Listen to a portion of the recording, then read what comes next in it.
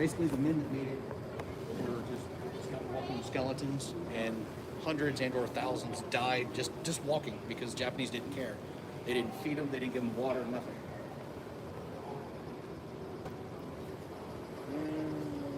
Sorry, do so to surrender. Yeah, it has 11,000 at the hands of the Japanese.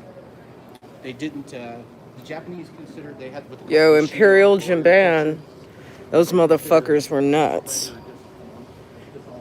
You guys want to know why my family's so fucked up?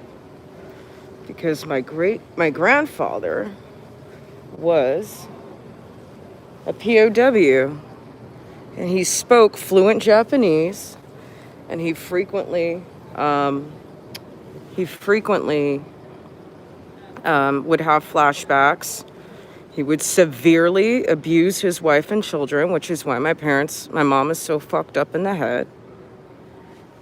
And many of the discipline tactics that my mother has used on me as a child were variations of torture techniques used by Imperial Japan.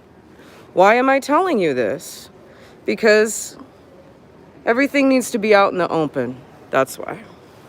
And I'm not ashamed of anything. But I want you guys to know what kind of fucking monsters raised me. A lot of it has to do with how my grandfather was treated by the Japanese. So there you have it. And he was a POW in New Guinea. So now you know. And it is a miracle that I have any goodness in me at all. But you probably, you see where I get my rough side though too. That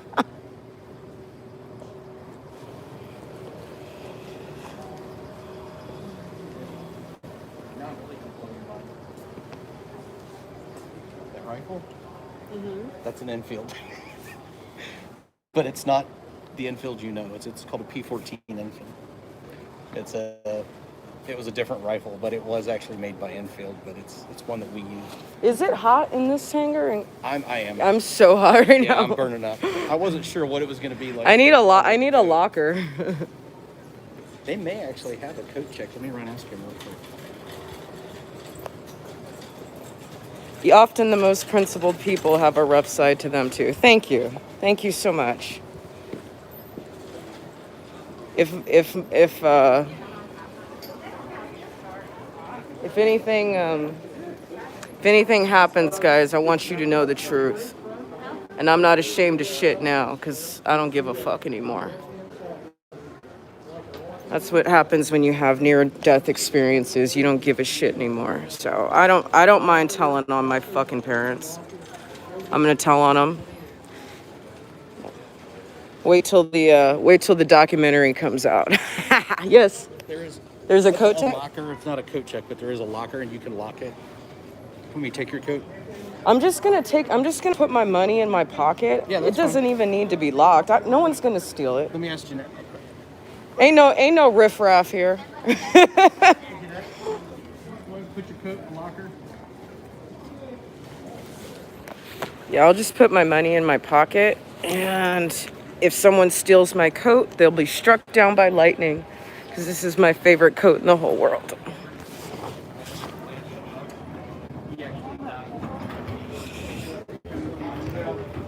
All right, guys, hold on. We gotta find the locker. Hi, good day. You like planes? Thank you. Okay, while they go find the locker. Am I coming too? Okay. Okay, I'll wait right here. Here, we can look at this. Okay, who liked the bomber jackets? Was that you, Stewie, or was that you, Gary?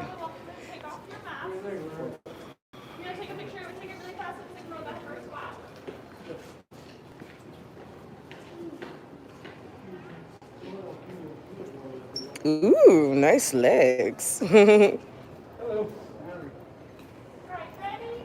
1, 2, 3. Awesome. Let's get everybody across the hall for the last photo. I can have one of you sit on the Orange County chocolate. Everybody else stand up. Hi, Joe. Thank.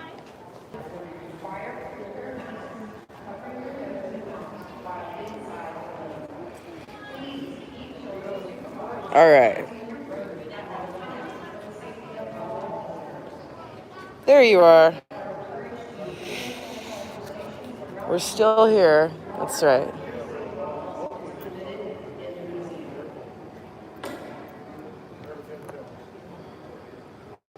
There's still like 5 more hangars we need to go to. So we'll do World War I, and then we'll do World War II. And then I don't want to stream the entire museum because we'll be here all day. But I hope that you guys are enjoying this. When my tour guide comes back, we'll jump back into it. Until then, we'll just kind of look around, enjoy it.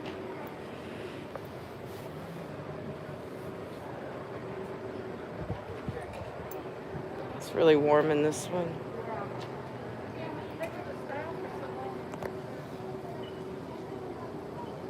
It may get banned for being too patriotic. That is so true, isn't it? Hey. Because I do want to just like take some pictures. I don't want to do videos the whole time. I want to take, it would be cool, like do some panoramic pictures in a place like this, right? Really nice stuff.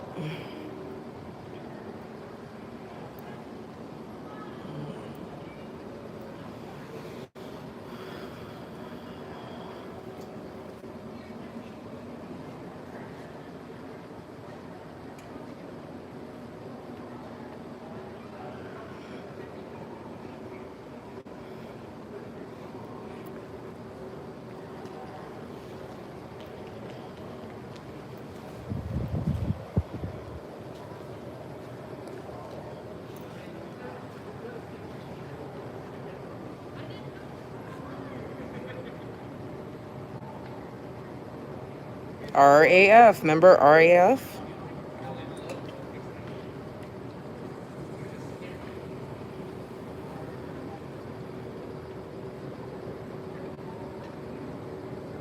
COVID 1984.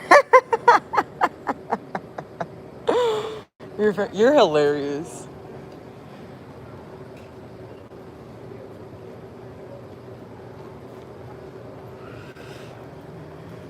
There you are. Yep, we're back. All right, my tour guide has returned.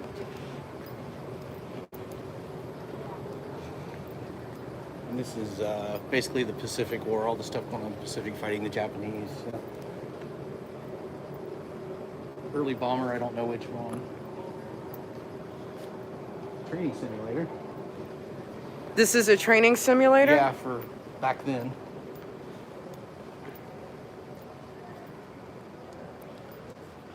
This Plane must be on the other side. Yeah. Fairchild? Does that mean it was No, that's the manufacturers of Fairchild. Fairfield? For this craft. Fair- Up there. Coming up there. Okay. It's either Civil Air Patrol or training aircraft. I don't know which. Yeah, Civil Air Patrol.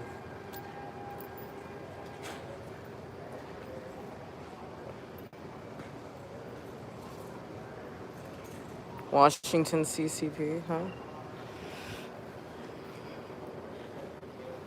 You notice you don't see Air Force anywhere. It's always Army Air Force. Or Air Corps. Yeah, because there was no Air Force yet. It was a branch of it was part of the Army.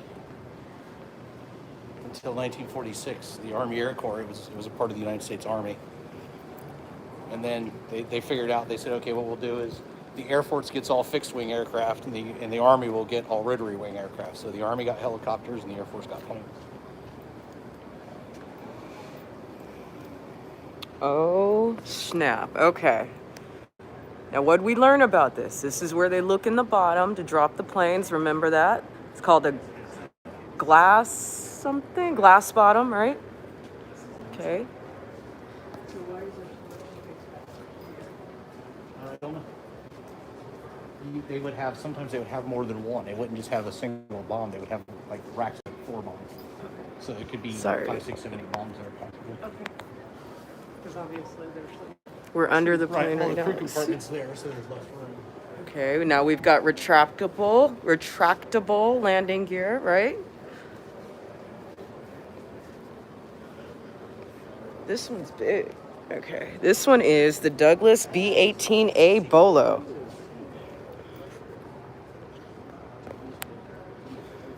The Douglas Aircraft Company developed the B-18 to replace the Martin B-10 as the U.S. Army Air Corps standard bomber. Based on the BC-2 commercial transport, the prototype B-18 competed with the Martin 146, an improved B-10, and the 4-engine Boeing 299 forerunner of the B-17 at the Air Corps bomber trials at Wright Field in 1935.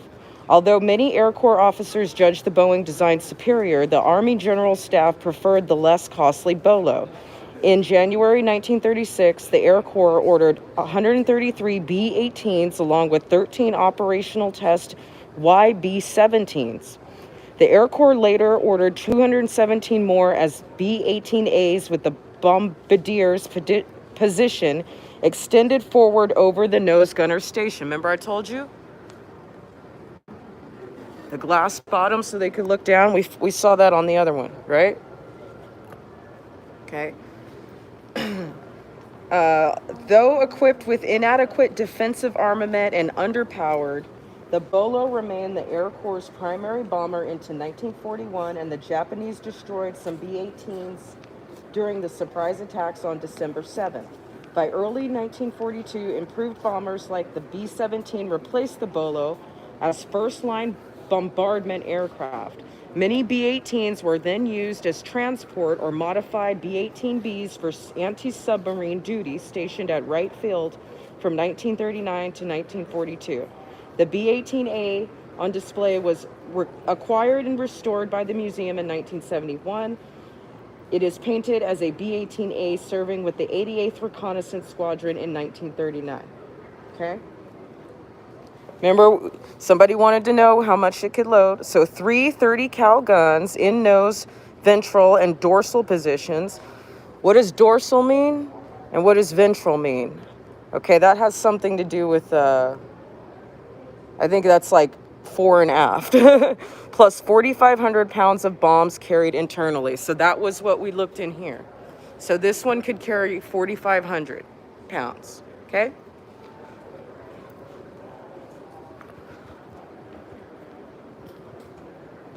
Motherfucker's huge. B-18A, that's it right there.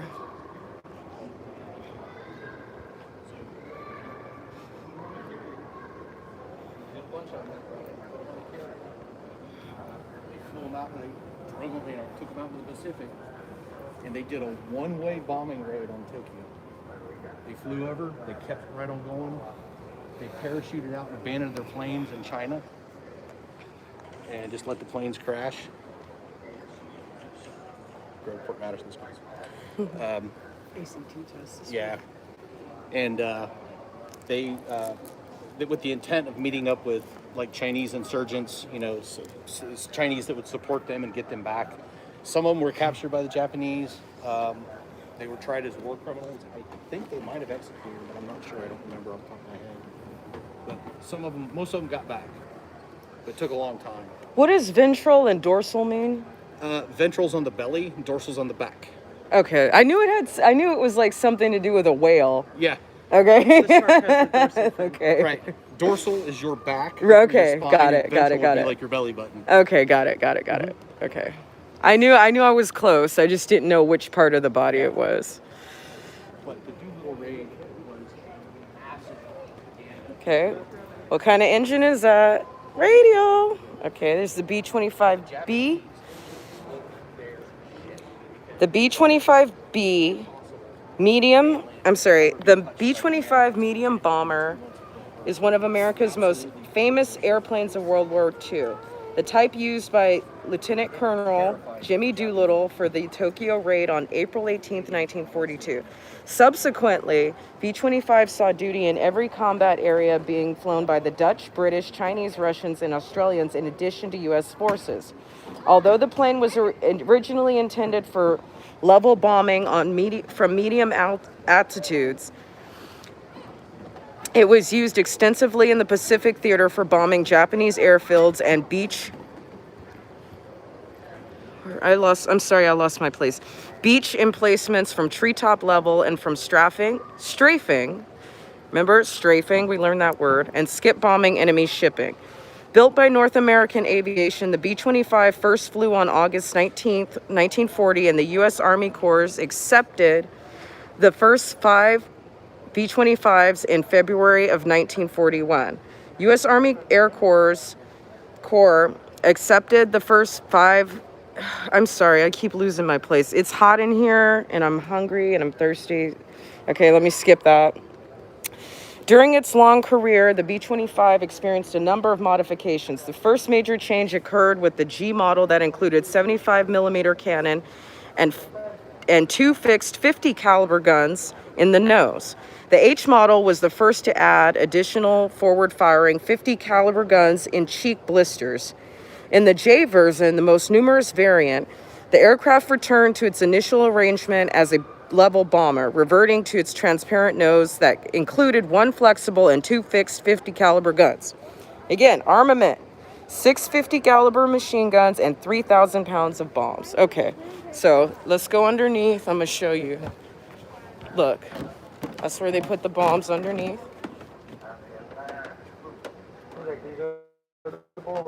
Okay. Let's see the front of this thing. There we go. What do we see? Glass bottom, where the bombardier can see where they're doing. Machine gun guy can see what they're doing, right?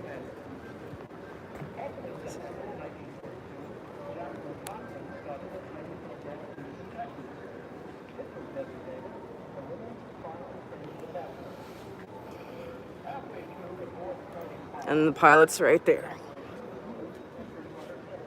Retractable landing gear, right? We learned that word, retractable landing gear. And we've got room for 3,000 pounds worth of bombs.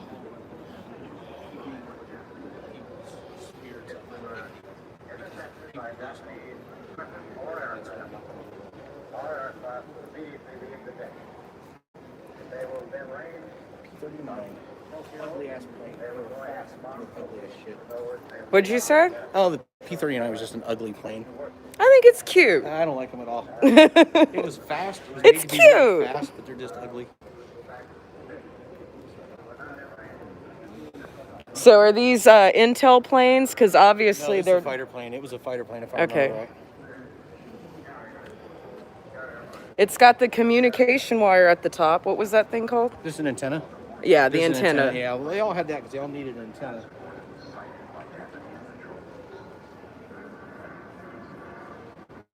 Yeah, I'm pretty sure it was just a fighter plane, but they weren't very good. They were never really that popular.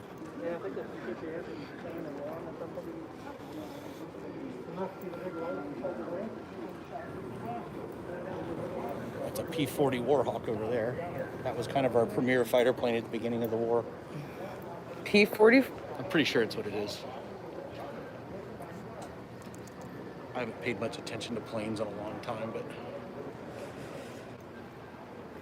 Oh, Flying Tigers. Okay. Yeah, the Flying Tigers are my other favorite. Yeah, they were pretty cool. These guys, they did the same thing. Yeah, P-40E. They did the same P-40E. thing we did in World War I with the French, except we did it with China. China had been at war with Japan since the late 30s, so we had American volunteers go over and fly with the Chinese, and that was Poppy Bollington and the Black Sheep and all that. That was the Flying Tigers. They were nicknamed the Flying Tigers. So they painted that on their aircraft because they were in China, and China loves tigers. They love painting tiger mouths on stuff. I grew up watching that. Okay. Retractable landing gear. And this one, you guys are always asking about the bomb load, right? Okay, let's see. Armament. Happy 6 .50 caliber machine gun, 700 pounds of bombs externally. Yeah. Okay. On wing racks. So they don't have a little. And They that's don't a have fuel a. tank on the bottom. That's That's fuel a fuel tank. Well, That's a where's the fuel tank. bombs? They're not on it.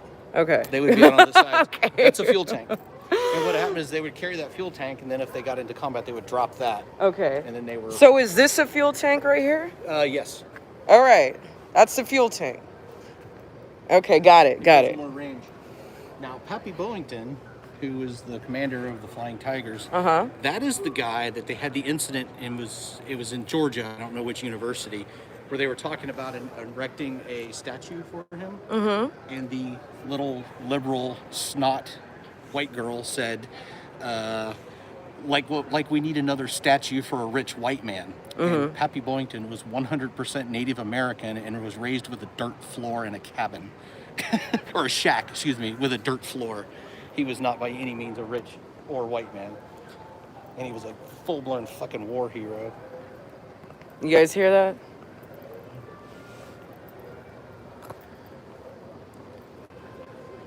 That's the Ryan PT-22. This is the Culver PQ-14B. This pretty thing here, OQ-2A radio plane, radio-controlled aerial target. I'm sorry. I'm so sorry, guys. No, this is the radio plane. I guess it's like a little drone or something back in the day. All right. And this pretty thing here, the AT-9, the fledgling Jeep. The AT-9 advanced trainer was used to bridge the gap between single-engine trainers and twin-engine combat aircraft. The prototype first flew in 1941, and the production version entered service in 1942. The prototype had a fabric-covered steel tube fuselage and fabric-covered wings, but production AT-9s were of stressed metal skin construction. The AT-9 was not easy to fly or land, making it particularly suitable for teaching new pilots to cope with the demanding flight characteristics of a new generation of high-performance multi-engine aircraft such as the Martin B-26 and the Lockheed P-38. Although AT-9 originally bore the nickname Fledgling, it was more widely known as the Jeep. 491 AT-9s and 300 AT-9As were built before production ended in February 1943. The aircraft on display was not complete when the museum acquired it. Some parts used to restore it were taken from other incomplete AT-9s, while other parts had to be built from scratch by museum restoration specialists. Okay, so this was a plane that didn't really work out. But it is pretty.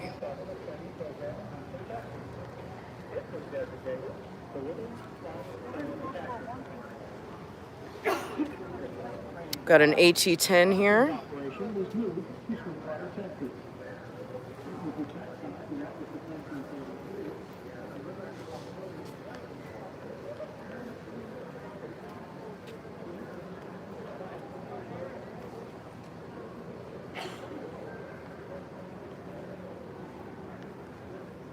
Hey now, it is Black History Month for another couple days. This is the PT-13D. The United States and several allied nations use the cadet as a standard primary trainer from the late 1930s to the end of World War II. Originally designed in 1933 by Lord Stearman for the civilian market, it received the designation PT-13 Cadet when the U.S. Army Air Corps adopted it in 1936. 2 years later, the Boeing Airplane Company purchased the Stearman Company and continued producing many versions of the Cadet using different engines. Those aircraft with a Lycoming engine were designated the PT-13, a Continental engine, the PT-17, and the Jacobs engine, and the PT-18. The later version with cockpit canopy was designated the PT-27. Well liked by students who flew it, the Cadet trained many thousands of pilots during World War II. Following the war, the U.S. Army Air Forces phased out the cadets in favor of more modern trainers. Of the more than 10,000 cadets ordered for the United States and its allies, over 2,100 were PT-13s for the U.S. Air Force. The museum's PT-13 was donated in 1959 by Boeing, and is painted as it looked leaving the assembly line. All right, now we know.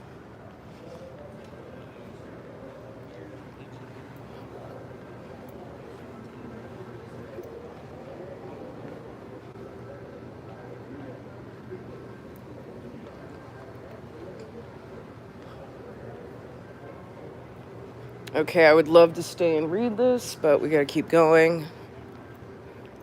Hi, how are you today? Good, how are you? Thank you. Fine. Okay.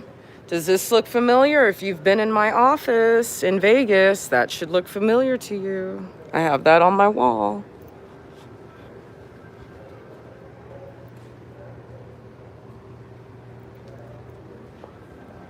Who likes the jackets? There's another jacket. Piper L4A, that's this thing up here. Hello, give me a text.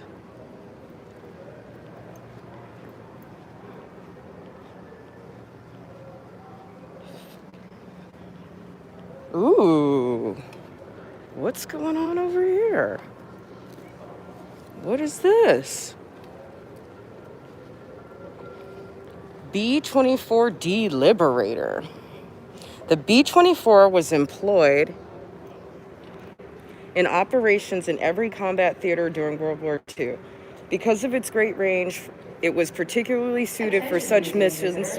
Don't miss the giant screen Air Force Museum Digital Theater. Admission, schedule, and title information are available at the ticket booth. Sorry. Main entrance. Announcements. Ooh, someone wanted some pinup girls. There we go. Okay, let me finish reading that now. What, glass bottom, retractable landing gear, guns everywhere. All right, I know you guys want to figure that part out. Okay, let's see. Because of its great range it was particularly suited for such missions as the famous raid from North Africa against the oil industry at Ploiești, Romania on August 1st, 1943. This feature also made the airplane suitable for a long overwater missions in the Pacific Theater. More than 18,000 Liberators were produced. The B-24D on display flew combat missions from North Africa, 1943 to 1944, with the 512th Bomb Squadron. It was flown to the museum in May 1959. It is the same type airplane as the Lady Be Good world-famous B-24D that disappeared on a mission from North Africa in April 1943 and was found in the Libyan desert in May 1959. Armament, 10 50 caliber machine guns and 8,000 pounds of bombs. Bam! Bam! Bam! Look, there's another gun at the top. You guys see it? Yeah, this one was a beast. Beast! Beast mode.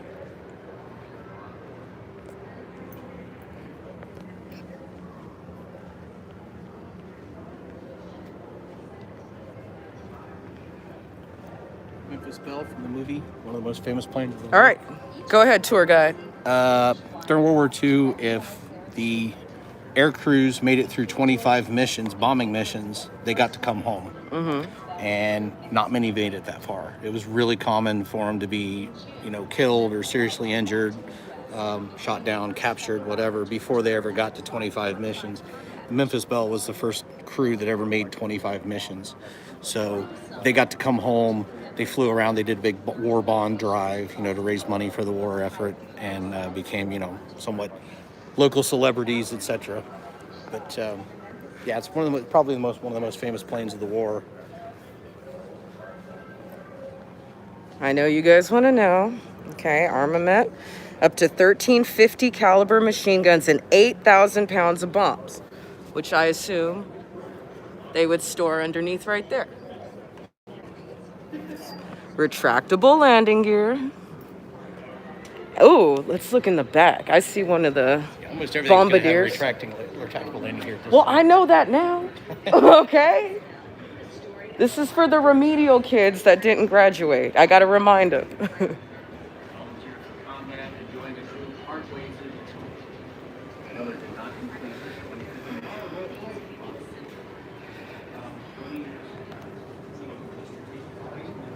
Trying to get around. This is a big plane. Okay, so bam. There's one, two guns. And then look at underneath right here. Bam! Some more. Look at that.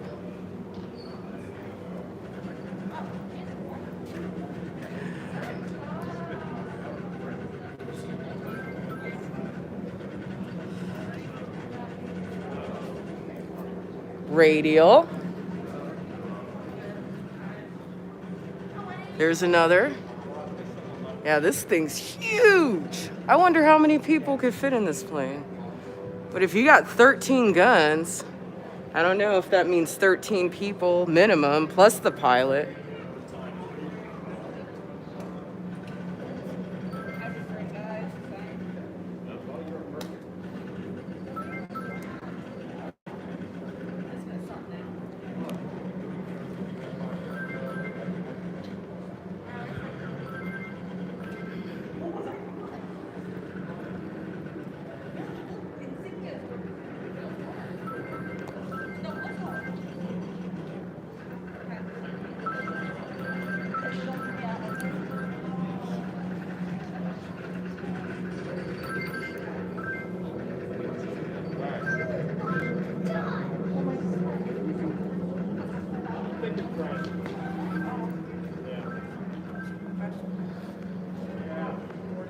Hey, Bruno.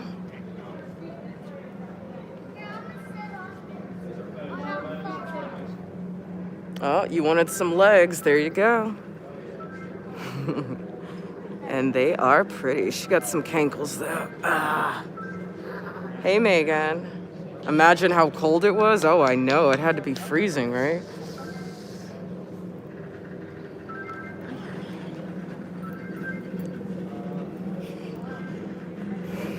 Now that's a gun right there. Oh, man.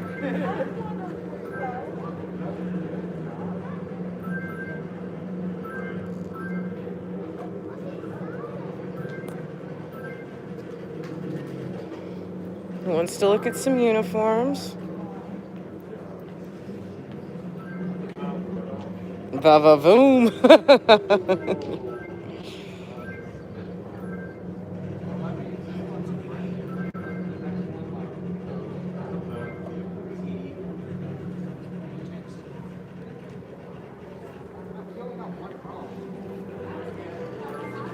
These things are legendary. Legendary, tell stories. It's an 88 millimeter gun. They used them for anti-aircraft. It was an anti-aircraft gun. But then the Germans said, hey, what happens, in a pinch if we point these at a tank?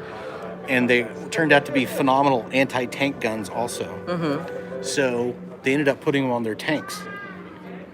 And it became an anti-tank gun. And a tank gun. They actually used them on their tanks later in the war. They used them for everything. It was a really, really good gun. I imagine 88 calibers. 88 millimeter. 88 millimeters. Yeah, the diameter of the round is 88 millimeters. That's what it means. Caliber is an English term. So Okay. they said millimeters, not caliber. Okay.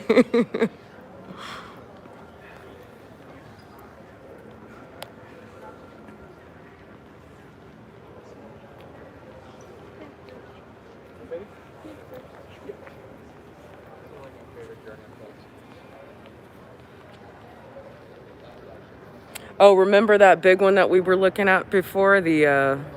Look at the back of it. That was the one that had, I think, 10 50 caliber guns. I think that was it. So look, I can see in the back now. That plane was so big we didn't go to see the back of it, so we can see it now.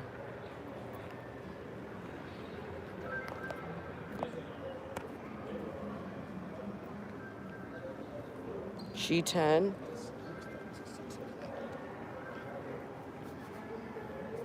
P-38 Lightning. I always thought it was a cool ass plane. It wasn't a very good plane, but it's a sexy plane.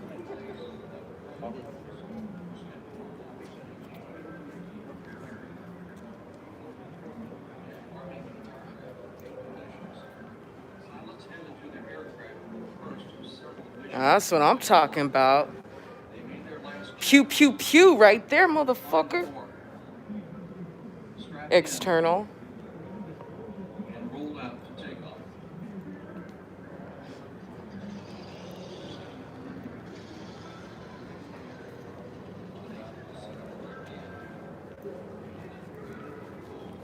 They did use them some. Pew, pew, pew. Sexy plane. I always thought these were badass looking planes. P-38s. All right, the final production version was the P-38L, which could carry two 300-gallon drop tanks.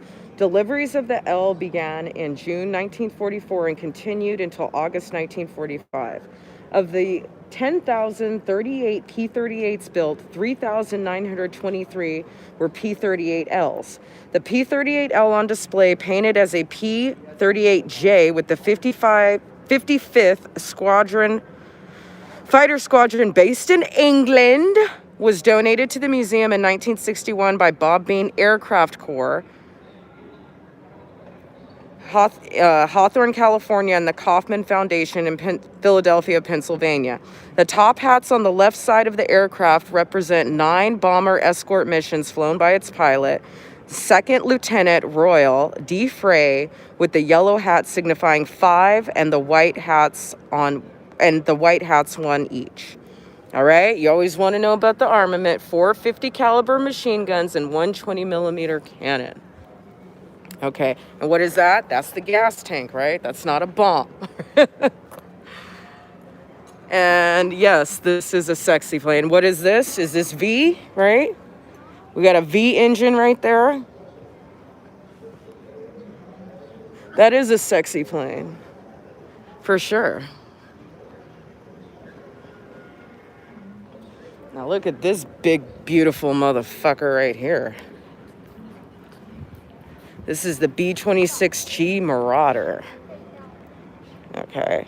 Although the Marauder, and what do we have? We have the glass bottom for the Bombardier.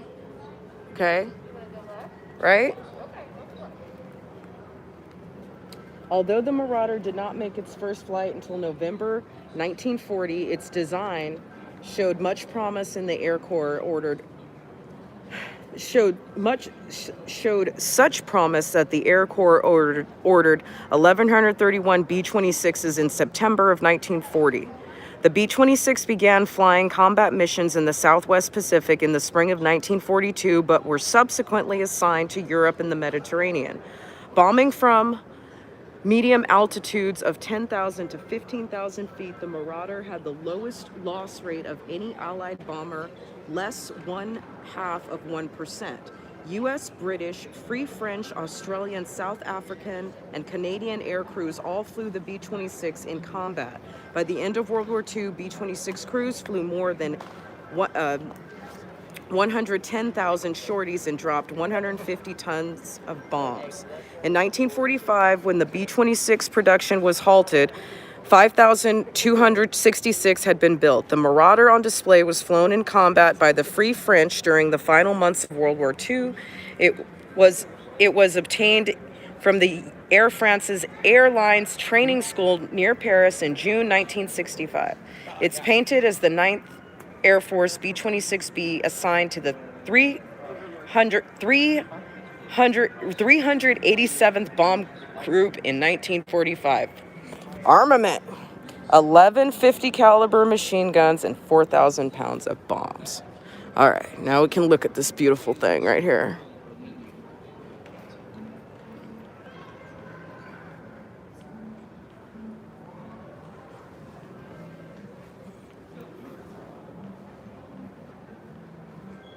Yep. There we go. Ooh, they let you look inside. that.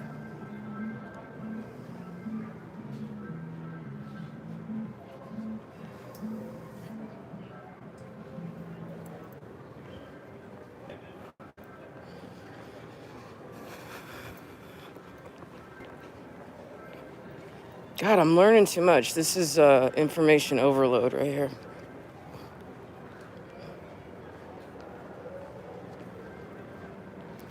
Look at that ugly thing. It looks like a roach. That is the CGA4 Hadrian. The CG4A was the most widely used U.S. troop cargo glider of World War II. Constructed of fabric-covered wood and metal, the CG4A was crewed by a pilot and co-pilot. It could carry. I'm gonna show you guys this ugly thing from the side. Okay, it could carry either 13 troops and their equipment, or a jeep, a quarter-ton truck, a 75mm howitzer loaded through the upward hinge nose section. Usually C-46s and C-47s were used to tow aircraft. Okay.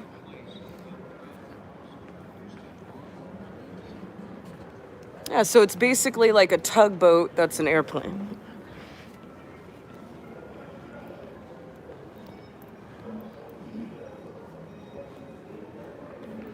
This is my building.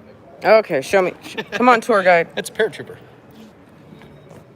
Well, let's talk about it. Story time. Oh, he's a paratrooper. Uh-huh. He's got his weapons bag on his left side. His reserve chute on the front. And this guy's actually outfitted. The whole idea with the equipment is what's called a pathfinder. The rope, if he's up in a tree, he can drop himself down with the rope. Mm-hmm. And this is a beacon. And the idea is you drop pathfinders in anywhere from a few hours to a few days before. And they set up the drop zones. They establish, get in the right place, and then set up a beacon so the follow-on aircraft can find the right drop zone. This is before the days of GPS and, really good navigation equipment. Mm-hmm. So during D-Day, this is all the D-Day exhibit. During D-Day, most of the paratroopers landed in the wrong place because they couldn't find their drop zones very well at night. Plus, they were getting the shit shot out of my aircraft or ground fire. So the pilots flew lower than they were supposed to get out of the fire. And but yeah, this is a paratrooper is what I did. Yay! Obviously later vintage, but Thank you for your service.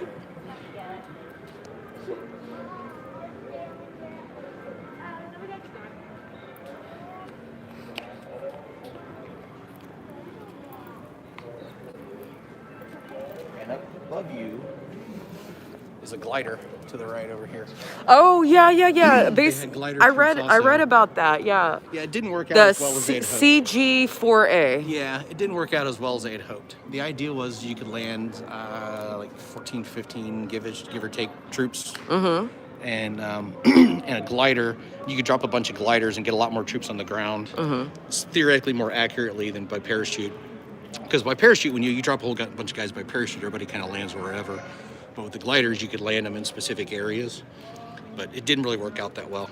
The problem was gliders just they couldn't land very well at night. They hit fences, they hit stumps, and as many were destroyed, that actually made it. It just didn't work that well.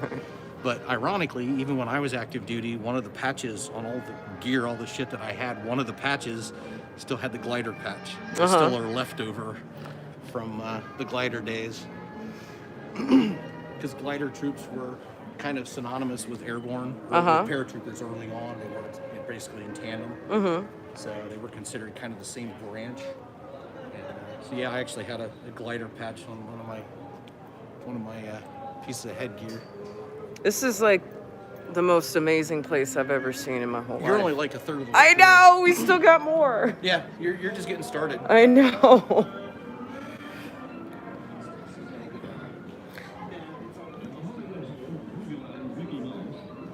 Walt Disney orders his famous cartoon characters into battle dress. They're in popular demand as emblems for the armed forces. Here's how an Air Corps insignia is created.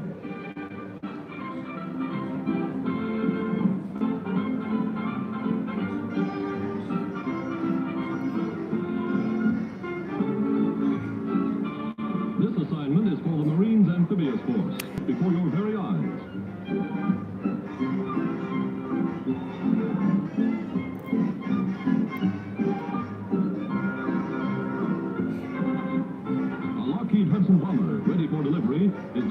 ferocious Pluto. The inscription tells the story. He's itching for a fight.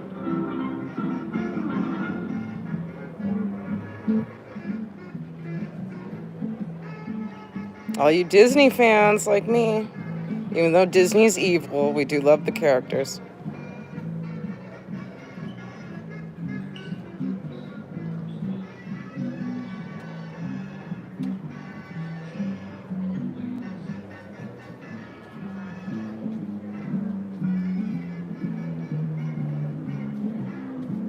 Chilly Willy.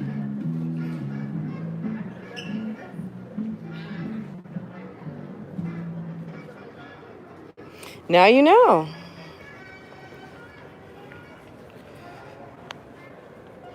Oh, this is a good way to... I'm going to go ahead and end the live, like, in the next couple minutes, because there's still so much to go through. But I got you through World War I, and I got you through World War II. For those of us who are Disney fans, this is kind of a cool little exhibit here. I think this is nice.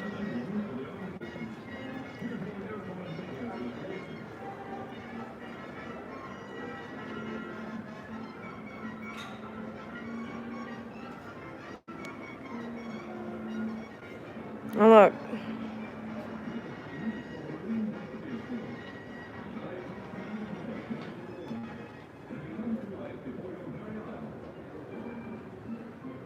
That's cool. Got the 7 dwarfs. World War Biden. I love you, Patriots. You're so funny.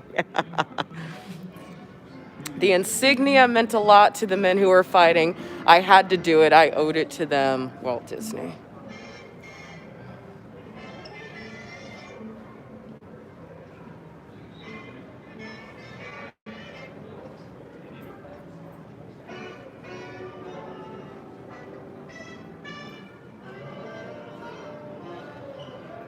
All right, yeah, that was good. All right, guys. All right, so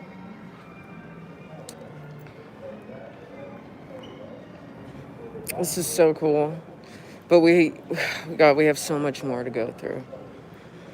I'm getting hungry again. I'm gonna walk through and just show you the rest of the planes that are in here. Damn! Now that's a missile. Damn. Look at that. The V-2 missile. The V-2 was the first practical modern ballistic missile. Its operation was complex and involved specialized transport and launching equipment. Unlike the V-1 flying bomb operated by the Luftwaffe, the German army operated the V-2 rocket. Erecting, servicing, and launching a V-2 took from 4 to 6 hours and required some 32 different trailers and vehicles carrying fuel, batteries, pumps, spare parts, radios, and other equipment.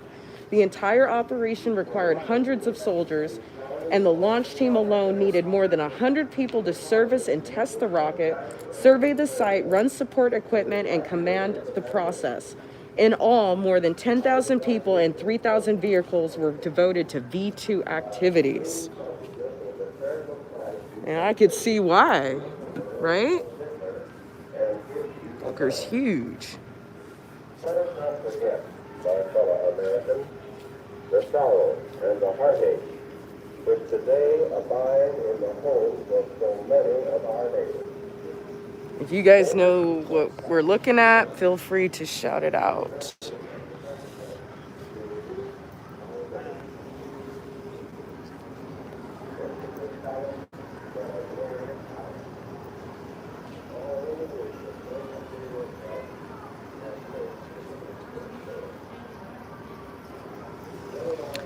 All right, I'm just gonna walk you out, and then I'm gonna come back with my tour guide and his beautiful family. But I just want you to see everything before I end the live.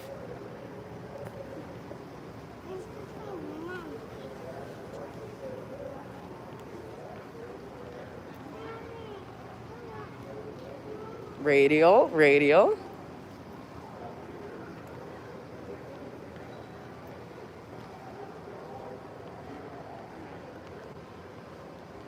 Okay. Hey, it's a helicopter, I think. Or, forgot what, damn it, I already forgot what that thing's called. Mono wing? No. No, that's the wings.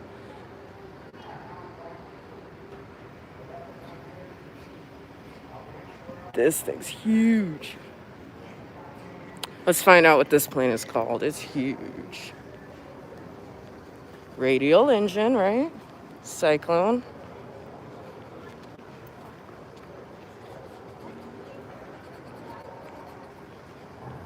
That is the Boxcar B-29 Super Fortress. Yeah. Hey, Gary, you got it. You get a prize. You won. Good job.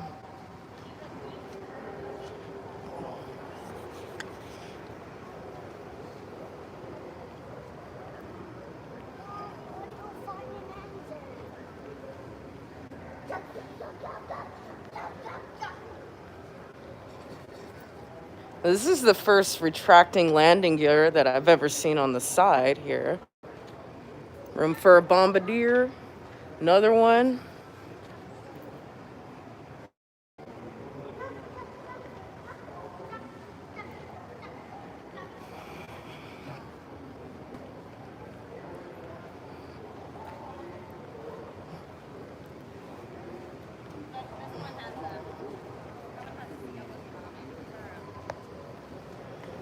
C-46 Commando.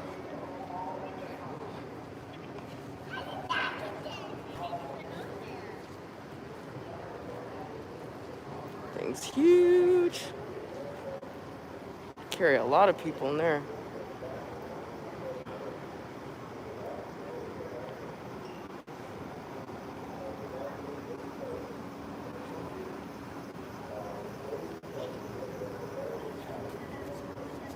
This one here. Yeah? This sexy beast right here. Mm-hmm. It's the Me-262. It's the first real jet fighter to ever be used anywhere. The Germans came up with it, and our pilots were terrified of it. Mm-hmm. It was 100 miles an hour faster than anything we had. It was as maneuverable as anything we had. Mm-hmm. It could shoot down anything we had, but it was too little too late. They couldn't make very many of them, and it was right at the end of the war. Mm-hmm. So it just didn't help them. It was too late. But if they'd have come out with these a year earlier, they probably would have won the war. Is this gas or missiles? This jet, that's the engine. Oh, okay. If you go around to the front, that's the engine. Okay. They used what's called a binary fuel. Binary fuel? Binary fuel. You had to mix it, and it was dangerous as hell. It was. They were really prone to catching on fire, and killing the pilots and such. But when they didn't do that, because it was T-Stoff and D-Stoff was the two binary agents, and they would mix the fuel together. And if you weren't careful and didn't do it just right, it would catch fire and basically blow up on you. It was really nasty chemicals. I mean, they would kill you just as they were. If you got it on you, it burned the shit out of you. It was horrible stuff. But Is this the engine? this is the engine. But it was a full-on jet engine, and it worked. When it didn't catch on fire, it worked, and it worked well. It was just, fortunately for us, it was too little too late. Amazing plane. Sexy fucking plane.